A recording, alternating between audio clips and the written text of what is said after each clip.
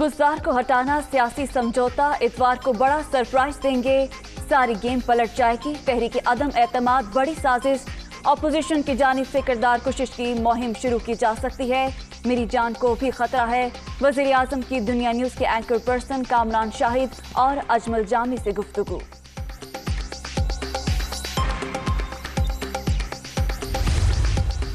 शहबाज शरीफ घर बैठे ही वज़ीर आज़म बन गए। बाप बेटी की जमानतें मंसूख कराएंगे। इतवार को बहुत सारे लोगों के ख्वाब चकनाचूर होंगे। शेरवानियां भी लटकी रह जाएंगी। फवाद चौधरी, हमाद असर और शहबाज गिल की गुफ्तगू।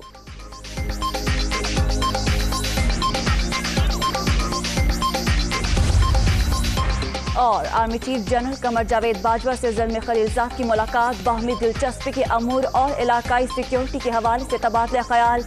साबिक अमरीकी नुमाइंदा खसूसी बराए अफगान अमूर के इस्तेहकाम के लिए पाकिस्तानी कोशिशों की तारीफ।